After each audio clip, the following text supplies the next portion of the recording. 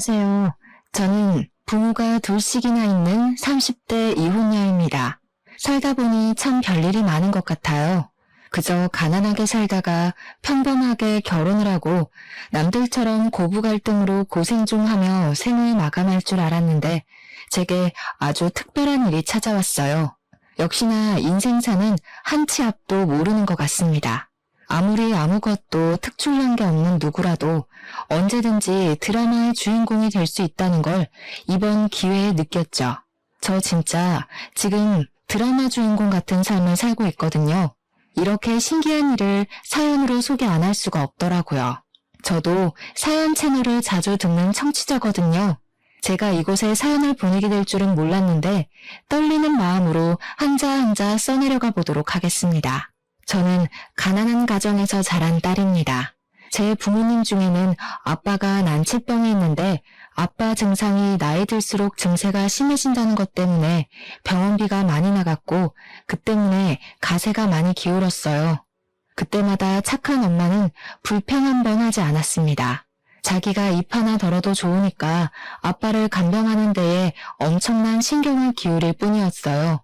저 또한 그런 부모님을 보고 자랐기에 하루빨리 돈을 벌어 보탬이 되고 싶었습니다. 그래서 제 나름대로 고안한 방법이 식당에서 잡일하러 다니는 엄마를 위해 고등학교 때부터 아르바이트를 시작한다는 거였어요. 부모님은 학업에 방해가 된다며 말리셨지만 저는 절대 학업을 소홀히 하지 않았습니다. 부모님도 원래부터 가난한 환경에서 나고 자랐던 사람이라서 공부에 기회가 없었고 어린 나이부터 노동에 빠져 사느라 성적이 부진했대요. 그랬던 부모님과 달리 저는 노동을 병행함에도 불구하고 학교 성적이 좋게 나와서 부모님이 신기해했습니다. 그래도 미안한 건 미안한가 봐요. 아빠는 가장으로서 책임을 다하지 못하고 있는 자신의 처지를 슬퍼했고 경제를 도맡고 있는 저랑 엄마한테 고개를 들지 못했습니다. 그럴 때마다 엄마랑 저는 아빠가 건강한 게 우리한테 해줄 수 있는 최고의 응원이라고 아빠의 죄책감을 덜어주었죠. 그나마 다행이었던 것은 부모님의 공부놀이를 안 닮은 것 외에 또 하나 있었습니다. 바로 아빠가 가진 난치병인데요. 아빠의 난치병은 유전이라고 했는데 저는 그 유전자를 물려받지 않았거든요. 그래도 언제 어떻게 발병할지 몰라서 제가 자라는 동안 부모님이 참 노심초사했다고 합니다. 중학생 나이만 잘 넘기면 유전이 아니라고 했어요. 저는 부모님의 걱정과 달리 아주 건강하게 무럭무럭 컸습니다. 부모님이 늘 말했지만 제게 난치병이 발병되지 않은 건 하늘에서 준 유일한 희망이라고 했어요.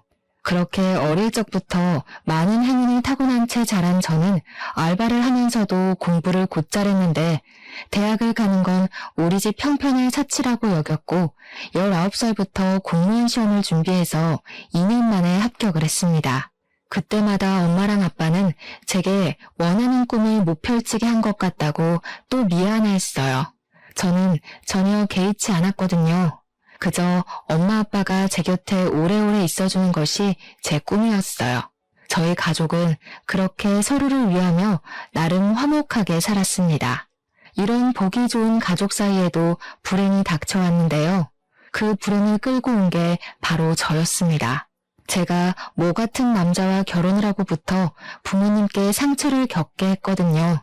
제 인생 중 가장 큰 실수였고 돌아보고 또 돌아보며 반성하고 있는 일이에요. 남편은 입사 동기로 회사에서 만나게 되었어요.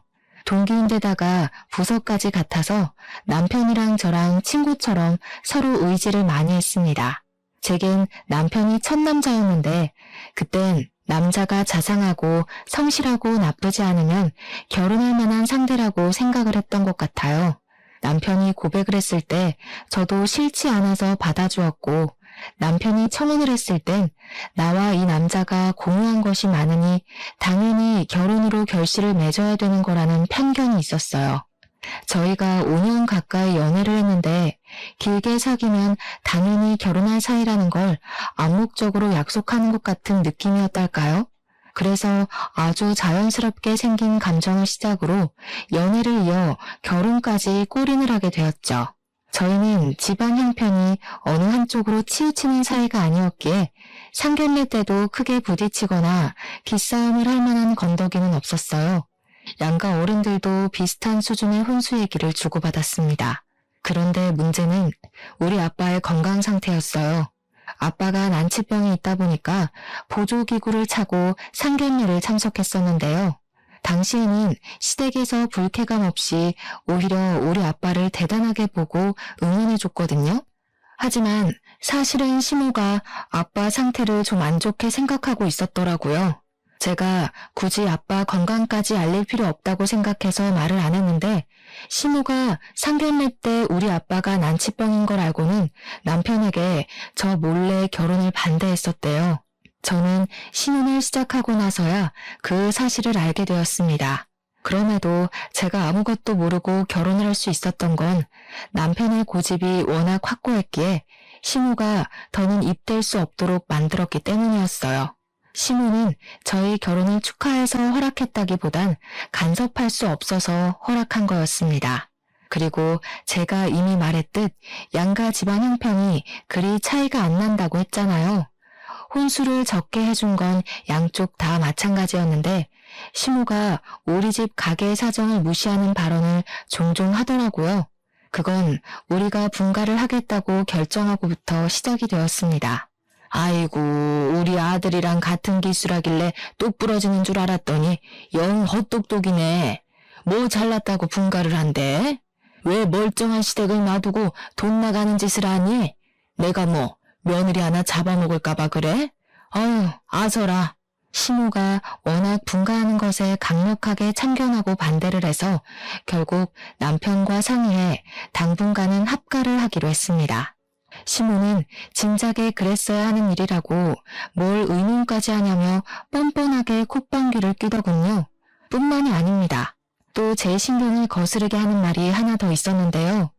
자꾸 제가 살림을 실수하기만 하면 우리 아빠 난치병 얘기를 해대더라고요. 너희 아빠 병원비 아직도 나가고 있다면서? 그래가지고 어디 애 낳고 살 수는 있겠어? 보니까 우리 아들이 손인 결혼 많네. 우리는 앞으로 돈을 모을 일만 있지 너희 집은 계속 나갈 일만 태산이라는 거 아니냐. 우리 돈 없다. 혹시나 도와달라거나 돈 빌려달라고 하지 마라. 너희 친정이 줄 돈 10원 한 장도 없으니까. 그렇게 말씀하시면 서운하죠. 저희 친정 일은 제 선에서 충분히 해결되는 거고 이 집에 손 벌 일이 없으니까 아빠에게는 조심해주세요. 그래야지. 지금 하는 말이 괜히 쓸데없는 자존심은 아니길 바란다. 요즘 한 입으로 두 말하는 아가씨들 많던데 넌 그런 쪽 아닌 거지? 근데 바깥 싸돈 병은 진짜 나을 방법이 없다니? 돈이 없어서 못 고치는 거 아니고? 어머님, 말 조심해달라니까요? 어머님이 허리 디스크 터졌을 때 돈 없어서 수술할 때까지 방치했던 거랑은 달라요. 저희 아빠는 완치가 안 되는 병이라고요. 어머님이 돈 없어서 대처 못했다고 다른 집까지 그럴 거란 생각은 안 하셨으면 좋겠어요. 어머머, 뭐야? 얘 말하는 꼬라지 좀 봐라. 너 지금 우리 집 돈 없다고 무시하는 거냐? 그래봤자 사돈네 집이랑 뭐 얼마나 차이가 난다고? 있어도 우리가 훨씬 넉넉하지. 바깥 사돈이 완치 안 되는 거면 평생 부자 될 확률은 없다는 거 아니냐? 시모는 이렇게 퍽하면 저희 아빠를 걸고 넘어졌어요. 제가 시모한테 솔직하게 대들어도 시모의 만행은 갈수록 예의 없어지기만 할 뿐 기가 죽거나 삐치지도 않았습니다. 차라리 토라져서 저한테 말을 안 걸었다면 더 편하지 않았을까 싶더라고요. 한 번은 시모가 친정을 욕보이는 게 너무 서운하고 화가 나서 남편한테 얘기를 한 적이 있었어요. 남편은 늘 제게 자상했고 저보다 더 생각의 깊이가 깊은 사람이었거든요. 그래서 연애 때 남편이랑 얘기를 할 때면 뭔가 해결책을 얻었던 적이 꽤 있었어요. 그런 걸로 따지면 안 되지. 우리 엄마 입장에선 내가 손해라고 생각할 수 있잖아. 당신이 입장 바꿔 생각해봐. 우리 아빠가 치매 환자라서 똥을 좀 못 가리는데 그런 곳에 딸이 시집 간다고 하면 처가에서도 손해보는 장사라고 생각하지 않겠어? 무슨 그런 말이 다 있어? 그렇게 따지면 나 이미 손해보고 있어. 나라고 남의 집에 들어와서 불편하게 살고 싶겠어? 당신이야말로 입장 바꿔 생각해봐. 당신은 처가살이 안 하려고 하면서 왜 나만 시집살이 당해야 되는데? 우리 엄마가 무슨 시집살이를 시켜. 다른 시어머니 같았으면 끝까지 이 결혼 반대했을걸? 그나마 엄마가 남 생각하는 마음이 지긋하니까 당신 집안이라도 받아준 거지. 웃기는 소리 하고 있어. 순간 이게 무슨 심보인가 싶었습니다. 남편이 자기 엄마라서 시모 편을 드는 건 알겠는데 이건 시모 편인 걸 떠나서 우리 집안까지 모욕하는 말이지 않습니까? 다른 시모 같았으면 이 결혼을 반대했다라. 그럼 이 결혼이 어떤 건데요? 그럼 남편도 은연중에 자기가 손해보는 장사로 결혼했다고 생각하는 거잖아요. 이 집에서 하는 일이 다 시집살이란 거 몰라? 출근해서 아무것도 안 한다고 그게 직장이 아닐 수가 있어? 그럼 아무것도 하지 마. 네가 괜히 가만히 있기 불편하니까 우리 엄마 도운 거면서 누굴 탓하는 거야? 싫으면 안 하면 되잖아. 아무도 너한테 집안일 억지로 안 시키니까 사서 욕먹지 말고 그냥 가만히나 있어. 아, 그래. 당신도 안 하는 처가살이 나라고 시집살이 할 필요는 없지. 당신 말대로 가만히 있기 불편해서 움직인 건데 안 해도 된다니까 고맙네. 앞으로 내 몸 내가 알아서 간수할게. 나중에 딴소리 하지 마. 순간 기분이 확 상해서 저는 남편이랑 말 섞지 않았습니다. 연애 때랑은 점차 달라지고 있는 남편의 태도가 너무 서운해서 그 모습을 안 보고 싶기도 했어요. 그리고 바로 다음날 저는 남편이 말을 걸어도 단답으로만 일관했고 시모가 하는 잔소리는 한 귀로 듣고 한 귀로 흘리면서 하루를 보냈습니다. 아침밥도 제 것만 차려 먹었고 빨래도 제 몫만 했어요. 당연히 저를 졸졸 따라다니면서 뭘로 트집을 잡을까 고민하는 시모가 고나리질할 거라 생각했죠. 그럼 저는 그냥 남편이랑 합의한 거라고 따질 거면 남편한테 따지라고만 했습니다. 그랬더니 시모가 진짜 남편한테 따졌나 보더라고요. 그날 제가 저녁 안 차리고 누워서 스트레칭하고 있었는데 남편이 방에 들어와서는 제게 버럭 성질을 내는 거 아니겠습니까? 지금 나랑 해보자는 거야? 뭐야? 반항하냐? 오늘 하루 종일 엄마 말 개무시했다면서 어른 앞에서 그게 무슨 버르장머리야? 내가 뭘? 당신이 시집살이 당하지 말래서 피해 있었을 뿐인데 어머님이 종일 나만 졸졸 따라다니면서 하나하나 다 간섭하더라고. 귀에서 피날 뻔했잖아. 그만큼 무시했으면 그만할 법도 한데 어머님도 참 독해? 당신이 경고 좀 해줘. 장난하냐? 사춘기야? 네가 이 집에 얹혀 사는 거면 적어도 기본적인 예의는 지켜야지. 너 때문에 엄마 혈압 올라가게 생긴 거 몰라? 엄마 지금 방에 들어누웠다고. 어머님 방에 자주 들어누워 계셔. 그렇게 입만 동동 떠있다니까? 그리고 혈압은 네 엄마만 오르니? 기본적인 예의는 나만 지켜야 돼? 어머님도 우리 집 모욕하면서 나에 대한 예의 안 지키던데 왜 나만 잘해야 돼? 납득이 너무 안 되니까 설명 좀 해줄래? 그 순간 남편이 침대 위에 있는 저를 잡아 끌어서 신발장으로 향했습니다. 그러면서 갑자기 친정을 가자고 하는 거 아니겠습니까? 그렇게 가고 싶은 친정 가자. 가서 네가 이 집에서 한 짓 내가 똑같이 해줄 테니까 지금 얼마나 철딱선이 없는 짓 하고 있는지 제대로 느껴봐. 너 같은 세대가리는 눈으로 보여줘야 이해하지. 남편한테 끌려가면서 제가 소리 지르고 남편 소나기를 벗어나려 했지만 역시나 모음지물이었습니다. 그 와중에 시모는 통쾌하다는 얼굴로 저를 째려보고만 있었을 뿐이었어요. 심지어 시부가 남편을 말리려고 하자 시모가 시부에게 소리치며 아들 일에 간섭하지 말라고 제지를 하더라고요.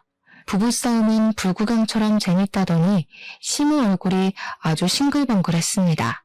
그렇게 저는 강제로 친정을 향하게 되었어요. 연락도 없이 도착한 우리 때문에 친정 부모는 당연히 놀라서 저를 맞았는데요. 늦은 밤에 들이닥쳤다 보니까 그저 두 분 다 어안이 벙벙한 채 서 계셨습니다. 남편은 친정 부모에게 고개만 움직여 까딱 인사만 하고 그 어떤 설명도 없이 바로 주방에 가서 물을 쳐먹었어요. 엄마가 놀라서 제게 몰래 상황 설명을 요구했는데 거기다 대고 부부싸움하다가 온 거라고 말을 못하겠더라고요. 너무 면목이 없어서 아무 일 아니라고만 대충 둘러댔습니다. 하지만 저랑 남편의 모습은 당연히 무슨 일이 있는 분위기였어요. 아빠는 사위에게 직접 묻기 위해 워크라는 보조기구를 착용하고 직접 주방으로 걸어갔습니다. 저는 아빠를 말리려고 했어요. 근데 엄마한테 붙잡혀서 계속 이유를 추궁당하는 바람에 그럴 수 없었습니다. 저희 아빠는 보조기구가 없으면 스스로 걷기가 어려운 상태예요. 그래서 지금 머리끝까지 화가 나 있는 남편 곁으로 괜히 보내기가 싫은 거예요. 때문에 저는 우리 부부 일 때문에 아빠가 괜한 고생을 할까 싶어서 엄마를 놓고 바로 주방으로 향했습니다. 남편한테 그만하고 나오라고 힘을 주어 잡아당겼어요. 그러자 순간 남편이 저를 뿌리치려다가 컵을 놓치고 말았죠. 컵이 날아가 아빠 앞에 떨어져 버린 거 아니겠습니까? 그런데 문제는 그 유리가 깨지면서 파편 조각이 사방으로 튀었다는 거예요. 날아온 컵과 가장 가까이 있던 아빠에게 큰 피해가 생겼고 제법 부피가 큰 유리 조각이 아빠 얼굴로 튀어올랐습니다. 아빠가 빠르게 고개를 돌려서 다행히 귀만 스치며 조각이 날아갔어요. 하지만 그도 안심할 상황은 아니더군요. 아빠 귀에서 피가 철철 나자 엄마가 놀라서 급히 휴지로 지혈을 했습니다. 아빠가 다치자 저도 그 순간 눈에 뵈는 게 없어지더라고요. 저는 바로 남편의 뒤통수를 후려치면서 고성을 내질렀어요. 이 정신 나간 놈아. 네가 아무리 성질났어도 사람한테 해코지하는 건 아니지. 나한테 성났으면 나한테 난리를 부려. 왜 엄한 곳에 화풀이야? 왜 우리 아빠를 다치게 하고 난리냐고. 남편도 막상 상황이 그렇게 되자 당황했는지 제가 때려도 멍하게 서 있더라고요. 근데 그 와중에도 이 자식은 진짜 사람 아니라고 생각했던 건 장인어른에게 1번 방구의 사과도 없이 서 있었다는 겁니다. 상황이 이렇게 됐으면 자기 고집을 꺾고 장인어른한테 사과를 해야 되는 거 아닌가요? 근데 남편은 제게 자존심 안 깎이는 게 더 중요했나 보더라고요. 갑자기 우리 아빠한테까지 막말을 하기 시작했어요. 그러게 왜 굳이 불편한 몸으로 와서는 매를 보세요. 제 표정 보면 모르시겠어요? 지금 제가 인사 나누고 웃을 상황으로 보여요. 솔직히 이건 장인어른 딸이 한 짓이에요. 얘가 잡아당기지만 않았어도 컵이 날아가진 않았을 거라고요. 왜 하필 그쪽에 서 계셔선 저를 나쁜 놈으로 만들어요. 이런 자식한테는 말로 해선 안 되는 일이라고 생각했습니다. 속부터 차오르는 열이 결국 제 머리 뚜껑을 터뜨려버렸고 저는 식탁 위에 있는 플라스틱 물병을 따서 남편한테 들이부었습니다. 그리고는 플라스틱 병으로 남편을 정신 못 차리게 두들겨 팼어요. 엄마가 뒤늦게 말렸지만 이미 정신이 반 돌아버렸던 저는 눈앞에 남편밖에 안 보이더라고요. 남편 눈에서 눈물이 났으면 좋겠다는 생각으로 미친 듯이 두들겨 패다가 그 녀석 귀를 잡아 끌고 현관까지 가서는 집 밖으로 내쫓았습니다. 다시는 우리 엄마 아빠 앞에 나타날 생각하지 마. 안 그래도 거지 같은 너네 집안 완전히 몰살시킬 거거든? 우리 아빠가 흘린 피만큼 네 엄마도 똑같이 느끼게 해줄 거야. 가서 네 엄마한테 몸간수 잘하고 있으라 해. 아, 신발은 이미 밖에 내놨으니까 신고 가든지 말든지. 각오해. 지금 짱돌 들게 생겼으니까. 대문을 두드리고 난리난 남편을 뒤로 한 채 저는 바로 남편 신발을 들어 베란다 밖으로 던져버렸죠. 그렇게 제가 며칠간 친정에서 쉬면서 부모님께 제 처지를 솔직하게 말했어요. 친정 부모님도 제 뜻을 존중해 주더라고요. 아마 친정 부모님이 남편의 성과를 보고 좀 놀란 듯 했죠. 저더러 그런 놈 있는 집에 혼자 살게 못 내버려 둔다고 하루빨리 이혼을 하라고 했습니다. 부모님 덕분에 더 쉬운 결심을 한 저는 겁을 상실했어요. 그리고 바로 시댁에 올라갔는데요. 들어가자마자 제 앞으로 짐가방이 툭 떨어지더라고요. 남편은 이미 출근한 상태였고 시모 혼자 있었는데 시모가 저한테 기세등등한 채로 말을 하더군요. 뭐 잘난 부모라고 살짝 긁힌 걸로 유난을 떨었다니? 그걸로 감히 내 아들을 맨발로 쫓아내? 내 아들이 그런 거지 같은 집에서 상문 대접 받을 앤 줄 알아? 병든 집안 받아줬으면 넙죽 엎드려서 절이나 할 것이지. 건방지게 말이야. 아들이 너랑 못 살겠다더라. 나도 잘 됐다 싶었어. 병이라도 옮을까봐 얼마나 쫄았는지 아니? 말하는 꼬락서니가 더는 어른 취급해드리기 힘들었습니다. 그래서 저는 짐가방을 들고 우리 아빠가 귀를 다쳤던 것처럼 시모한테 똑같이 해주고 싶었어요. 이미 그렇게 하겠다고 남편한테 통보도 했었잖아요. 저는 바로 시모 앞에 다가가서 다 늘어진 눈을 부릅뜨고 있는 시모 얼굴로 무거운 가방을 휘둘렀습니다. 정확히 시모 귀싸대기를 후려친 거죠. 맞았다는 게 티는 안 났지만 시모가 무게에 밀려 나자빠지고 말았지 뭡니까? 허리 디스크가 도졌을지도 모를 정도로 펄썩 엎어지더라고요. 야, 이게 어디 감히 어른을 가방으로 패? 이제 막 나가기로 작정했니? 그래, 가난뱅이 집에서 못 배우고 자랐으니까 이런 천박한 짓을 하는 거겠지. 어떻게 갈수록 더 정신 나가는 거야? 네, 잘 보셨네요. 저 정신 나갔어요. 정신 나간 여자 건드리면 어떻게 되는지 보여줘요? 우리 아빠는 피 봤는데 고작 이걸로 아파 뒤지겠는 얼굴 하면 안 되죠. 제가 가난뱅이 집에서 못 배우고 자랐다고요? 다른 사람은 몰라도 어머님은 그런 소리 못해요. 남편이 저랑 똑같은 처지잖아요. 지금 아들 욕하시는 거랑 똑같은 거예요. 무슨 큰일 날 소리를 해? 우리 아들은 너랑 다르거든? 남자애라서 승진도 너보다 빨리 할 거고 너보다 훨씬 더 좋은 성적으로 입사했을 거다. 집에서 병든 부모 뒤치다꺼리 한다고 시간 뺏긴 애랑 우리 아들을 동급 취급하면 안 되지. 어머님이야말로 병든 닭이면서 왜 그러세요? 어머님 요실금 있으시잖아요. 그동안 말 못했는데 지나다닐 때마다 얼마나 지린내가 나는지 아세요? 그거야말로 진짜 더러운 병 아닌가요? 같이 지내는 아버님 불쌍해서 어쩌나? 시모는 얼굴이 확 붉어지면서 더 이상 반박 없이 저한테 쌍욕만 해댔습니다. 별 소득 없는 욕이라서 저는 시모 감정을 깡그리 무시했고 두말하기 싫어서 바로 합의 이혼을 요구했어요. 제 앞으로 있는 빚이 남편 앞으로 있는 빚보다 더 많은데 이것도 이혼할 때 분할이 된다고 하더라고요. 그렇게 우리 아빠 병원비 가지고 사람 피마르게 하더니 그 병원비 좀 같이 갚아보자고 할 심산이었습니다. 그걸 알아서 그런지 시모가 합의는 무슨 합의냐고 소송할 거라 하더라고요. 저라고 소송 못해서 안 하는 줄 아나 봐요. 뻔뻔한 시모에게 저도 우리 아빠 다치게 한 사위를 걸고 소송할 거라고 바로 말했죠. 아빠가 얼마나 다쳤는지 그 사진과 정황을 시모 앞에 들이밀어주니까 아무래도 눈에 띄게 다친 우리 쪽이 더 유리할 것 같았는지 시모가 별 반박 못하고 저를 째려만 보더라고요. 그렇게 집을 나왔는데 당장 출퇴근할 집이 없어서 좀 난감했어요. 그렇다고 바로 일을 그만둘 수도 없는 실정이거든요.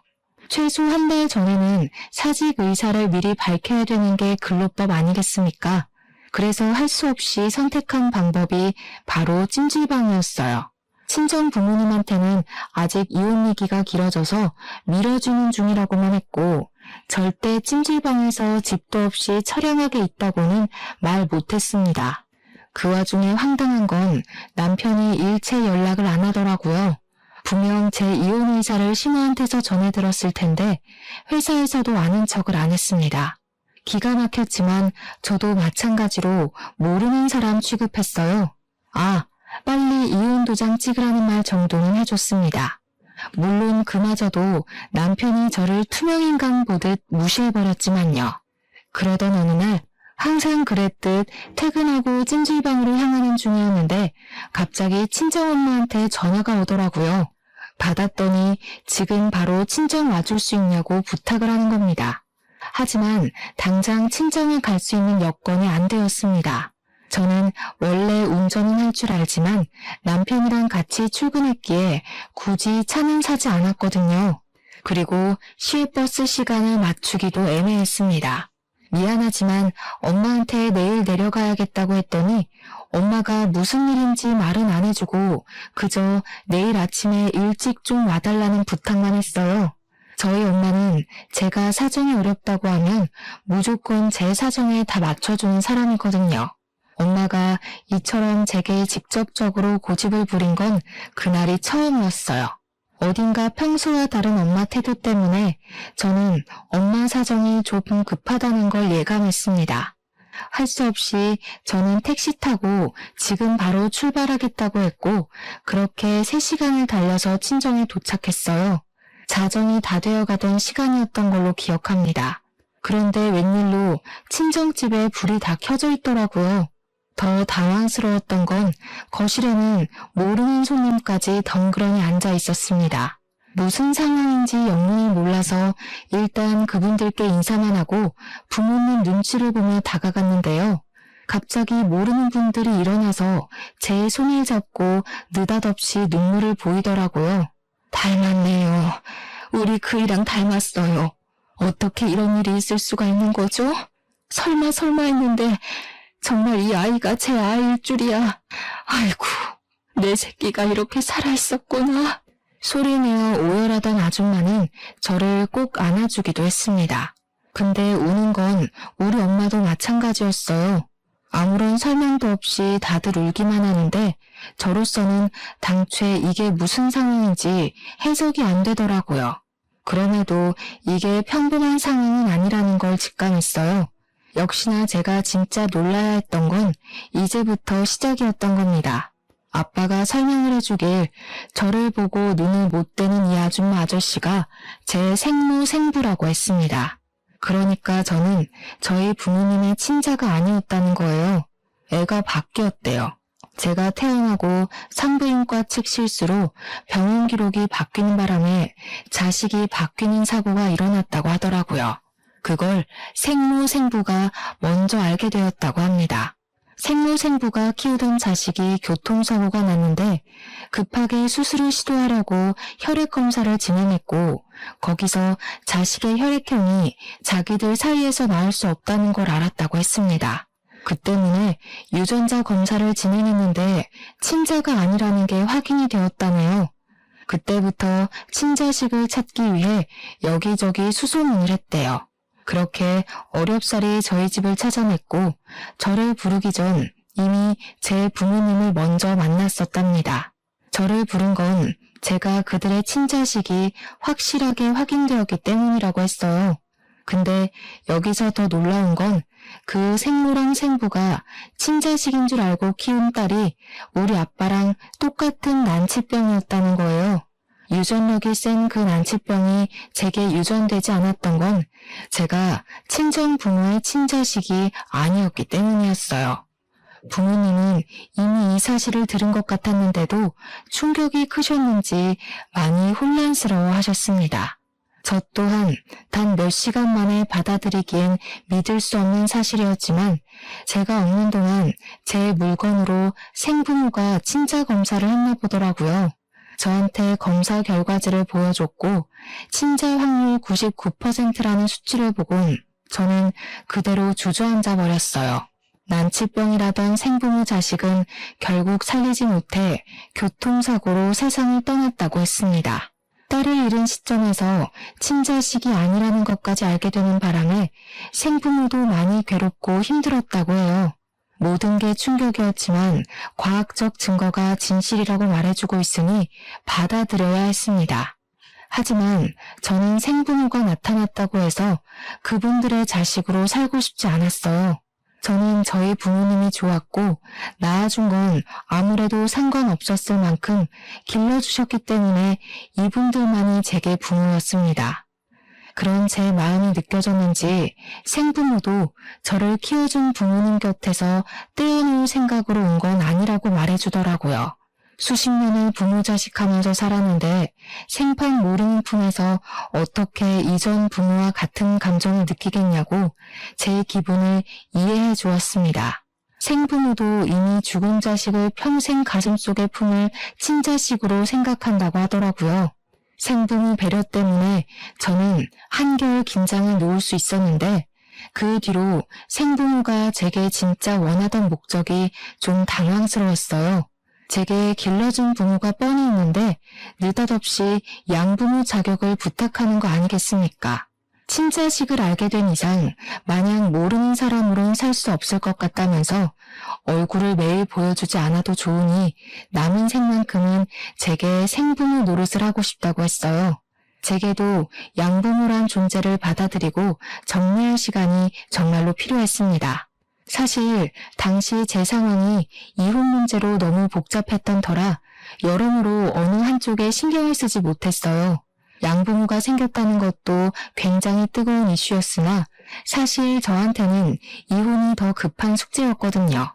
그래서 제 허락을 기다리는 생부모와 저희 부모님에게 할 수 없이 제 사정을 밝히고 말았습니다. 친정 부모님은 이미 알고 있는 사실이지만 제가 찜질방에서 지내고 있다는 건 몰랐던지라 크게 걱정을 하셨고, 제 사정을 아예 처음 들은 생부모는 제가 살고 있는 꼴을 알고서는 시댁이란 집안에 불같이 화를 내셨어요. 마치 자기 일처럼 화를 내주는 생부모가 여전히 낯설었지만 그래도 왜인지 모르게 제 편이 생긴 것 같아 든든한 건 있었습니다. 저는 생부모에게 지금은 당장 정리해야 될 일들이 많아서 친자 문제에 관해 얘기해 볼 여력이 없지만 나도 생부모를 부정할 생각 없고 모든 게 정리가 되면 친자식 노릇도 해보려고 노력하겠다 그리 약속을 해드렸어요. 그러니 생부모가 그것만으로도 감격하면서 또 눈물을 보이시더라고요. 그리고 이건 차차 알게 된 사실인데 양부모가 굉장한 재력을 소유한 사람들이더라고요. 당장 시댁 사람들 신상을 대라고 하길래 일단 알려드렸더니 저더러 뒷일은 생각하지 말라고 하대요. 그리고 합의 이혼은 절대 해주지 말라고 했습니다. 제가 합의 이혼하는 게 그들에게 빚을 떠넘겨줄 수 있어 제 입장에선 유리한 거 아니냐고 물었더니 생부모가 아는 변호사가 있다며 빚보다 위자료를 더 크게 뽑아주겠다고 약속을 해줬어요. 그렇게 그날로 서로 작별을 했고 양부모가 서울로 올라가는 김에 차를 얻어 탄 저는 당분간 양부모 집에서 신세까지 지게 되었습니다. 집에 들어가니까 저희 부모님 친자식이라는 딸의 사진이 걸려있더라고요. 사진을 들여다보니 진짜 우리 엄마 아빠의 얼굴이 묘하게 섞여있는 게 보였어요. 기분이 이상했습니다. 이런 생각하면 안 되지만 꼭 내 부모님한테 버림받은 느낌이 이런 건가 싶더라고요. 저는 생부모 집에서 정말 호의호식하며 며칠을 보냈어요. 생부모가 사소한 것까지 제가 불편하지 않도록 신경을 많이 써주셨거든요. 그렇다고 저희 부모님의 은혜를 잊은 건 아닙니다. 오히려 죄송했죠. 부모님이 혹시나 저를 잃을까봐 불안해하진 않을까 걱정이 되었거든요. 어쨌든 생부모만 믿고 며칠을 평탄하게 시간만 보냈더니 드디어 생부모한테서 시댁 소식을 들을 수 있었습니다. 제가 몰랐던 소식까지 알려주셨는데 진짜 쪽팔리게 남편이 저 몰래 불륜을 저지르고 있었더라고요. 고작 그런 남자 만난 걸 생부모한테 들키니 좀 창피했습니다.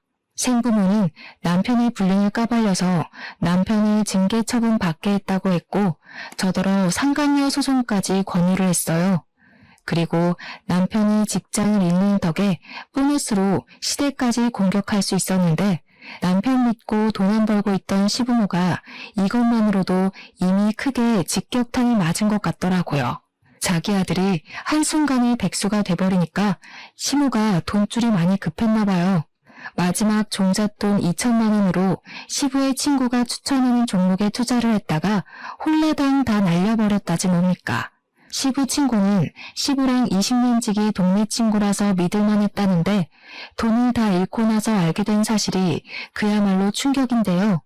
그 동네 친구가 사실은 빚만 9억 넘게 가진 도박꾼이었다는 겁니다. 그것 때문에 그나마 착했던 시부가 절망해서 집구석에만 틀어박혀 있는 상태라 했고 시부는 카드 결제일을 넘기는 바람에 카드사에서 독촉 전화를 받고 있다고 했어요. 그 와중에 남편은 상간녀랑 불륜을 들키는 바람에 티격태격하다가 갈라선 상태고요. 그야말로 시댁이 한순간에 몰락해버린 상황이었습니다. 제가 남편한테 시댁 몰살시킬 거라 소리 지른 적이 있었는데 그걸 정말로 실현하게 될 줄은 몰랐어요. 그것도 알아서 진흙탕에 빠지더라고요. 궁핍해진 시댁 사정에 저는 이때다 싶어 얼른 이혼 소송을 준비했어요. 그 과정에서 한 번도 연락이 없던 시모가 갑자기 제게 전화와 문자를 해대기 시작했는데요. 문자를 얼추 훑어보니까 대충 저를 잡고 싶어하는 눈치였어요. 그리고 무엇보다 제가 알려준 적 없는 제 생부모 사정을 알고 있더라고요. 그래서 제가 생부모를 찾아가 어떻게 된 거냐고 물어봤는데 생부모가 하는 말이 사실은 제게 함부로 한 시댁을 법의 손에만 맡기는 것이 아까워서 어떻게 생겼나 얼굴이나 보려고 시댁을 찾아갔다고 하는 겁니다. 가서 시부모에게 당당하게 명함을 내밀었고 자기들이 제 생부모라고 얘기를 했다네요. 그걸 알고 특히 시모가 눈이 획 돌아갔나 봐요. 그렇게 이혼시키려던 며느리한테 갑자기 돈 많은 부모님이 떡하니 생기니까 욕심이 난 것 같다고 했습니다. 그러니까 저더러 대화로 풀어보자고 자기가 실수한 게 있다면서 저를 붙잡으려고 한 거겠죠. 그리고 생부모님이 다시 시댁을 찾아갔더니 완전 초상집 분위기로 바뀌었대요. 생부모님은 거기다 대고 시모에게 잃어버린 우리 딸 늦게 찾은 만큼 이런 수준 떨어지는 집안이랑 연 맺고 있는 거 못 본다면서 당장 이혼시키려 한다고 통보를 했다고 합니다. 그러자 제 생부모 존재에 당황한 시부모는 처음엔 제가 개수작 부리는 줄만 알다가 생부모가 친자 확인서를 보여주고 나서야 꼬리를 내렸다 하네요. 이혼이라니요? 우리 며느리가 어떤 소리를 했는지 모르겠는데 저희끼리 대화로 풀렸는데요. 오해가 있으셨나 봅니다. 홧김에 이혼 소리가 오갔던 거지 진짜로 이혼시킬 생각은 없었어요. 제 말 이해 못하신 거예요? 제 딸이 이런 비렁뱅이 집안 며느리로 지내는 거 못 본다고요. 제 딸 잡고 싶으면 80평 아파트로 이사를 가시던가요. 파출부처럼 고개 쳐박고 빌빌거리시던가요. 어디서 격떨어지게 없는 것들이 제 딸을 쥐잡듯이 잡아요. 처음엔 꼬리를 팍 내리던 시모도 자존심이 상했는지 갑자기 어깨를 펴면서 돈 2천만 원 주면 깔끔하게 이혼시켜주겠다고 당당하게 그런 제안을 냈다고 합니다. 어이가 없지 않나요? 제 생부모가 이혼시키겠다는 게 허락을 구하러 온 것처럼 들렸나 봐요. 생부모는 시부모와 동급으로 보이기 싫어서 목청을 높이지 않았고 덤덤하게 말했다고 했어요. 허락 구하는 거 아니고 통보라고 말이죠. 그리고 시부모가 상황 파악을 잘 못하는 것 같아서 한 번 더 쐐기를 박아주었다고 했습니다. 합의 아니고 저희가 소송하겠다고 예고하러 온 겁니다. 그렇잖아도 이미 초상집 같은데 위자료까지 털리시면 완전 개털되겠네요. 남의 집안 무너뜨리는 거 취미 없는데 어느 부모가 자식 무너지도록 내버려 두겠어요. 내 자식 눈에 눈물 나면 상대방 눈에는 피눈물을 내주는 게 부모만 아니겠습니까? 그러자 어줍잖게 자존심 세우려던 시모가 제대로 상황 파악을 했는지 냅다 무릎 꿇고 싹싹 빌기 시작했답니다. 그 독한 사람 눈에서 눈물까지 났다네요. 자기들이 잘못했다고 며느리가 그렇게 대단한 사람인지 몰랐다면서 알았다면 자기들도 여왕처럼 떠받들었을 거라고 살려달라 했답니다. 가난하면 개무시해도 되고 있는 집 자식이면 상전 대우해준다는 시모의 마인드가 기분 나빴던 생모는 끝까지 고상함을 유지하려 했으나 제가 어떻게 시집살이를 해왔는지가 눈에 보여서 참을 수가 없었대요. 그래서 시모가 목에 걸고 있는 스카프를 확인하곤 가방에 달린 브로치를 빼서 시모의 스카프를 난도질해버렸다고 했습니다. 시모가 깜짝 놀라서 스카프를 뺏으며 하나밖에 없는 명품 물건이라고 소리를 고래고래 질렀다네요. 명품도 명품 나름이죠. 주인이 싸구려인데 명품 차고 있으면 뭐합니까? 명품 거리기 전에 본인 성품부터나 갈고 닦으세요. 당신처럼 주제 파악 못하고 설치는 인간들이 제일 불쌍해. 하수구에서나 사는 날파리가 1급수 개구물을 탐내면 되나? 배보다 배꼽이 큰 짓은 내 목 조르는 짓이에요. 알아들었어요? 그렇게 생부모는 그대로 그 거지 같은 집을 나섰다고 합니다. 그리곤 생부모의 금전적 지원으로 저는 이혼소송 변호사를 구해서 후한 대접받으며 상담을 할 수 있었고 소송까지도 무사히 진행할 수 있었습니다. 남편도 연락이 없다가 법원으로부터 소장이 전달돼서야 전화가 왔는데요. 이미 시부모한테 제 생부모 사정까지 다 들었더라고요. 여보, 도대체 어떻게 된 거야? 당신 부모님이 왜 내가 알던 분이 아니야? 정말 그분들이 장인어른 장모님 맞아? 그럼 당신 여태 나한테 거짓말했어? 누구한테 여보래? 그래서 맞고서라도 하고 싶은 거야? 할 돈은 있니? 나도 몰랐는데 개인적인 사정이 그렇더라고. 내 생부모님 맞으셔. 너네 엄마가 그렇게 무시하는 형편과는 아주 반대라서 나 놓치기 아깝겠다. 싸구려 상간녀 만나느라 정작 보석을 놓치게 생겼으니 똥줄이 좀 타겠네? 너랑 네 엄마 돈 좋아하잖아. 미안해. 진짜 미안해. 우리 일단 만날까? 얼굴 보고 대화로 천천히 풀어보자. 나한테는 당신이 최고야. 솔직히 싸웠을 때 잠깐 눈이 돌아간 건 맞아. 근데 그건 당신이 싫어서가 아니라 순전히 복수심 때문이었다고. 딴 여자한테 아무런 사심 없었다니까. 이제 너네 집 비렁뱅이 됐잖아. 나 더는 수준 떨어지는 집안이랑 상종하기 싫어. 나랑 싸우는 와중에도 바람 피우면서 딴짓하는 놈은 더 싫고, 당분간 죽지 않고 살려면 바람 피울 시간도 없을 거야. 돈이 있어도 너 같은 쫌생이 쳐다볼까 말깐데 돈까지 없으면 어느 여자가 좋다고 하겠니? 네 주제를 좀 알렴?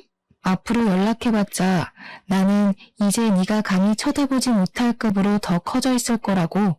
마지막으로 그렇게 한마디를 던진 후 전화를 끊어버렸습니다. 당연히 자기 엄마랑 똑같이 주제 파악 못하는 남편이 구질구질하게 매달려왔지만 이젠 말 섞을 필요가 없어서 그대로 수신 차단했어요. 저랑 저희 부모님은 생부모 도움으로 이사까지 가서 더는 시댁이랑 남편 소식을 알 수 없었습니다. 이사를 가게 된 것도 생부모의 부탁으로 생부모 바로 윗집으로 옮기게 되었고, 저는 현재 부모의 사랑 2배로 받고 있는 중이에요. 결혼 생각은 전혀 없지만 혹시라도 또 다른 인연이 찾아온다면 상대 쪽에서 부담스러울지도 모를 가정사일지도 모르겠습니다. 하지만 저는 이 부담을 감당하라고 강요할 생각은 없어요. 앞으로 제게 짝이 생기면 생기는 대로, 안 생기면 안 생기는 대로 물 흐르듯 살아가려고요. 근데 아마 남자를 돌아볼 시간은 없을 것 같아요. 제가 효도를 해야 할 분들이 훨씬 많아졌고 새로 생긴 가족들과 새로운 추억을 만들어가기도 벅찰 것 같거든요. 이상한 시댁을 만나는 바람에 저답지 않은 언행을 많이 보였는데 그걸 제 본성으로 보시진 않았으면 해요. 사람이 살려면 제 안에 없었던 부분을 억지로 만들어내서 표출해야 할 때가 있더라고요. 그러는 과정에서 저도 많이 다쳤다는 걸 이해해 주셨으면 합니다. 저도 글을 쓰는 내내 제 모습이 낯설어서 한 번씩 손가락을 주춤거렸었네요. 아무튼 지나간 일은 그저 지나버린 일로 묻어두려고 가볍게 얘기를 풀어보았습니다. 앞으로 저를 기다리고 있을 새 삶과 새 환경에 적응하려면 과거 일은 그만 잊어줘야겠어요. 그래도 나름 드라마 주인공 같은 인생이라고 말해도 될 것 같지 않나요? 평생 못 벗어나도 상관없는 가난한 인생이었지만 조금은 이질적인 부잣집 딸이 되어버렸잖아요. 살면서 이만큼의 반전은 쉽지 않은 기회라고도 생각을 합니다. 마냥 경계만 하지 않고 제 운명을 인정하려고 해요. 이 또한 저의 하나밖에 형제이니까요. 들어주셔서 너무 감사드려요. 저도 사연을 듣던 사람인지라 사연 하나하나에 청취자분들의 귀한 시간이 많이 할애된다는 걸 알거든요. 아무쪼록 늘 좋은 일만 가득하시고 하시는 모든 일 번창하길 바랍니다. 감사합니다.